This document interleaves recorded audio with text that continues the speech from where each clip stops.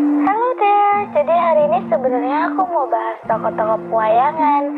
Tapi aku mau ngomong ini dulu. Ingat ya guys, kalau kalian nemu konten-konten kayak kontenku yang bahas kepercayaan dan juga kisah-kisah tanah Jawa, itu kembali lagi ke kita. Ini namanya kepercayaan. Kalian mau percaya mau enggak, it's fine. Tapi jangan kalian kasih hate comment, karena ingat, kita itu nggak menyembah yang namanya hal-hal gaib. Kita itu mau melestarikan budaya leluhur kita, dan percaya nggak percaya tanah kalian tuh punya budaya ini gitu loh.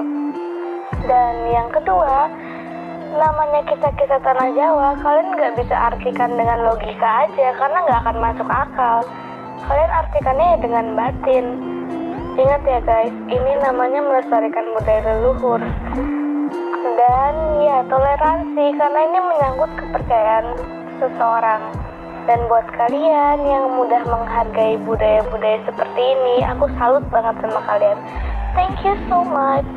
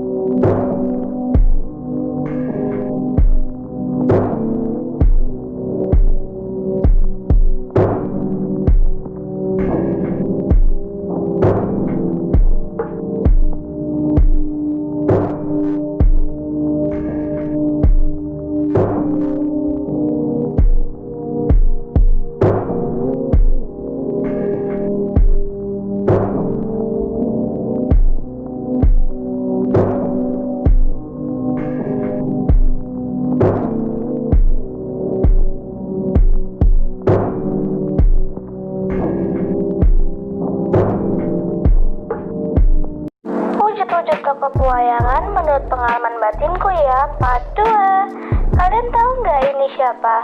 Ini dia Kakang Antasena. Nah, Kakang Antasena ini katanya paling sakti guys sejagat. Ciri-cirinya di antara saudara-saudaranya itu dia kulitnya paling cerah. Jadi kulitnya tuh agak kuning langsat gitu, dan juga di antara saudara-saudaranya, anak-anak Bima ya guys, dia paling kecil badannya. Dan matanya nggak terlalu belok, lebih kayak tajam gitu. Aku suka banget sama matanya. Ada brewok tipis di dagunya, dan rambutnya selalu dikunci satu ke atas agak berantakan. Dan di antara saudara-saudaranya dia paling mirip sama Kakang Antareja. Dan untuk karakteristiknya dia, sumutnya itu ada di atas dahi, di kepala, dan agak ketutup rambut gitu, persis antena udang guys. Nah, untuk perwatakan atau karakteristiknya, dia ini paling cerewet. Wujud-wujud tokoh pewayangan sesuai pengalaman batinku ya, part 3. Siapa nih yang tahu tokoh pewayangan ini? Dia cuman ada di wayang Banyumasan loh. Ini dia Kakang Srenggini. Kakang Srenggini ini adalah anak terakhir atau anak bungsu dari Raden Werkudara atau Bima dengan Dewi Rekotowati. Wujudnya itu kepiting guys, jadi satu elemen sama Kakang Antasena. Dan untuk ciri fisiknya, dia itu tinggi, lebih tinggi dari Kakang Antasena. Kulitnya sama matang, matanya nggak terlalu belok dan nggak sipit juga. Hidungnya mancung kayak orang Timur Tengah, rambutnya selalu panjang, agak keriting itu dan terurai. Dan dia juga nggak bisa jalan lurus ke depan, jadi harus menyamping gitu. Tangannya bisa berubah jadi capit gitu guys, keren banget. Dan juga dia nggak bisa lama-lama di bawah sinar matahari karena kulitnya bakal ngelupas semua. Oh iya, untuk perwatakannya dia lembut banget, jarang ngomong, tapi sekalinya diajak ngobrol, seru banget. Dia juga bijaksana, nggak pernah misu, dan jenius banget orangnya. Dan jarang mau ikut campur urusan bapaknya, makanya nggak pernah keluar. Halo Dan, jadi ini jawaban buat kalian yang kemarin nanya, Kak, tokoh pewayangan itu ada wujudnya nggak sih? Mereka itu nyata atau cuma fiksi? Nah gini guys, jujur aku juga kaget awalnya. Tapi ternyata tokoh-tokoh pewayangan seperti Pandawa, Kurawa, dan lain-lain itu ada. Tapi mereka terjadinya bukan di Indonesia. Jadi kalau kalian nyari peninggalan mereka di Indonesia ya nggak ada.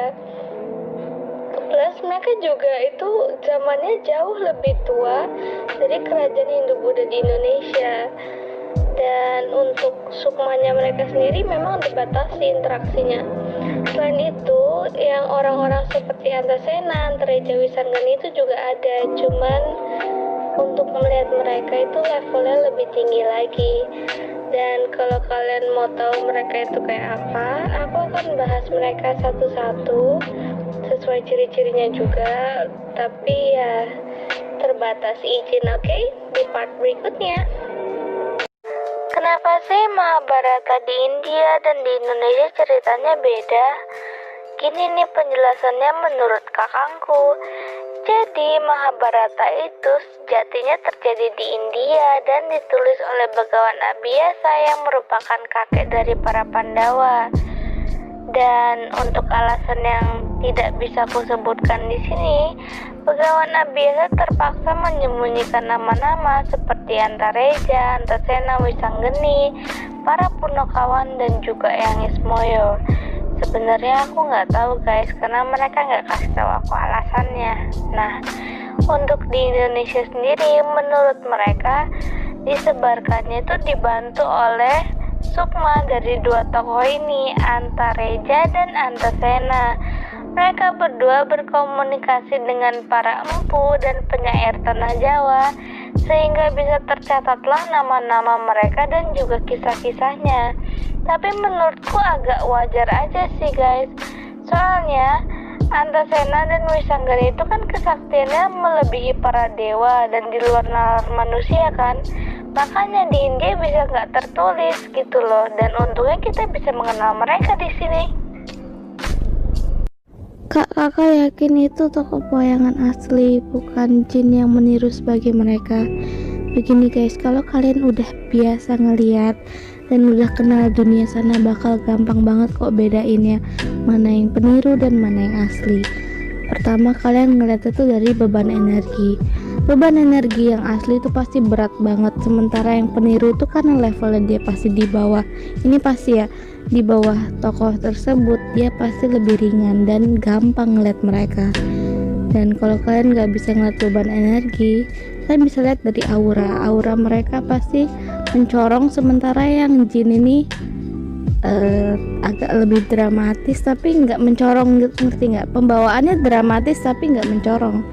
Nah, terus kalau kalian nggak bisa ngeliat aura atau beban energi, kalian bisa lihat gini, melihat tokoh-tokoh pewayangan, raja-raja tanah Jawa atau leluhur itu minimal mata kalian tuh pedih, kayak kering dan panas gitu. Dan kalian bisa juga ada gejala demam ringan. Kalau kalian nggak ngalami itu, berarti mereka kemungkinan palsu. Makanya guys, hati-hati ya, karena jin begitu tuh manipulatif juga. Jawab pertanyaan kalian lagi, Kak, tokoh pewayangan tuh waktu kakak lihat tuh wujudnya dan pakaiannya gimana? Pertama guys, mereka itu nggak kayak hantu tembus pandang atau bayangan arwah gitu, enggak.